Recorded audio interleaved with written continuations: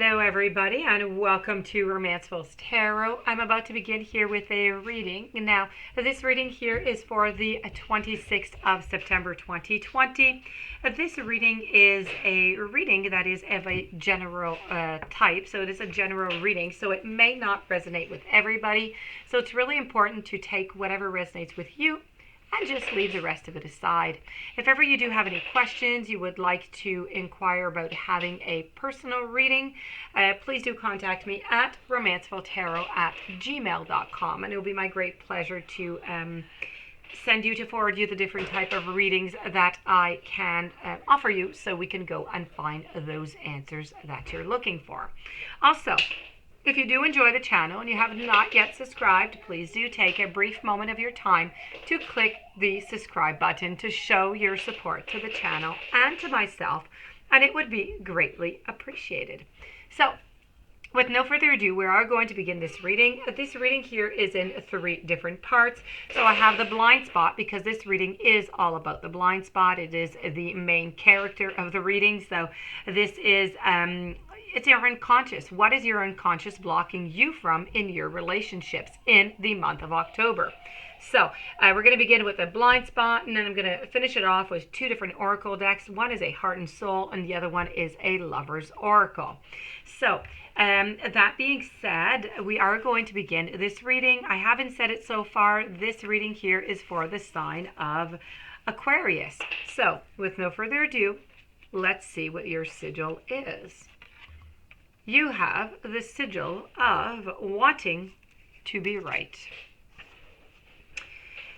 When you draw this sigil, you are not clearly seeing that either consciously or subconsciously you are wanting to be right more than you are wanting anything else.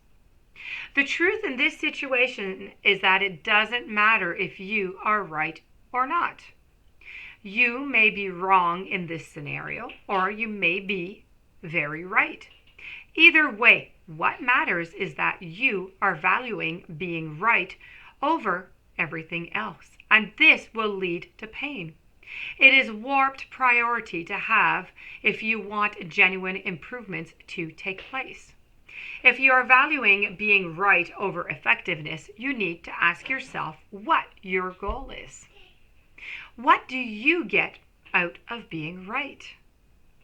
In relationships, especially when it comes to conflict resolutions, this will get us into a lot of trouble. It will make finding a solution quite impossible. It will lock us into a struggle of ego versus ego. We need to ask ourselves if we want to be right or have success. We need to ask ourselves if we want to be right or if we want connection. Because often these things are simply opposed. What we tend to do when we are defending our position is that we get louder as we feel ourselves losing ground relative to something that is very important to us. We talk over others. We interrupt. We shut others down. We try to convince everyone that we are right. It is akin to an alternate reality experience because we get feverish.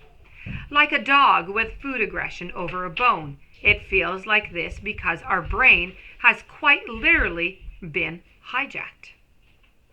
Our body is being flooded with stress chemicals because it feels as though it is being just simply threatened. It doesn't matter whether that threat is an external threat or just the threat of shame and the loss of power associated with being wrong. And so it chooses to shut down executive functions like compassion and strategy and openness. Instead, our instinct takes over and we do one of 4 things. We fight. We keep arguing to the point.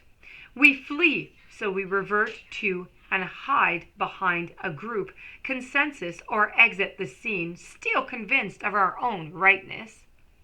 We freeze, so we disengage from the argument by shutting up while maintaining our belief that we are simply and always right.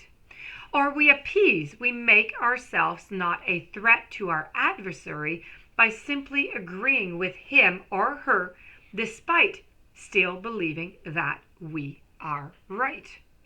In all of these scenarios, we still did not let go of the idea that we are right. We simply avoid finding a meeting of minds. We prevented the critical sharing of information and opinions. We also got the opposite reward of our body being flooded with chemicals that make us dominant and quite invincible, which happens when we argue to win. Now, when you draw this sigil, you have to let go of the need to be right and instead look to be understood. Okay? So you need to let go of the need to be right and look to be understood. To do this, you'll have to put effort into understanding others, into listening to them, seeing them, and feeling them. And when you do that for others, they will want to do it for you. Everyone has important opinions, perspectives, and information to share. You will soon find that the reward of actual connection will trump the feeling of being right and providing that, of course, you are right. Okay? So this is really about wanting to be right. I know sometimes, often we really do want to be right, and we really do believe that we are right, to a point where we are just simply convinced that there is no other way about it.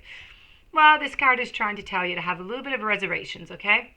You just never know. Sometimes you are completely sure about the thing, but really the reality is not quite that. Sometimes you're right, sometimes you're not. So this is really about just putting your little grain of salt, taking a little step back, and just waiting to see how things go. And, then maybe you'll find a different perspective. Two people can be right on the same subject.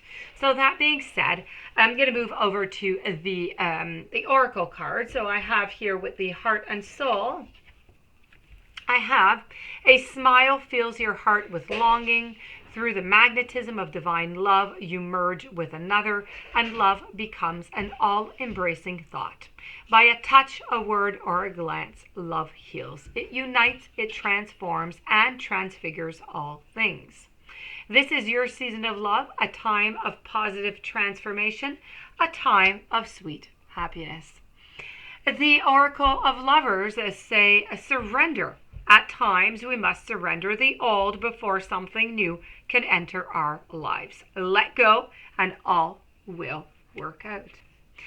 So this is the ending of your reading. I do hope that you enjoy it. I do hope that you are going to be able to apply it. I do wish you a fantastic day. Many, many blessings. Thank you for being there. Thank you for listening. Many wishes to you. Please don't forget to subscribe if you'd like a reading. romancefulltarot@gmail.com. Many blessings to you, and I'll see you soon. Have a great day.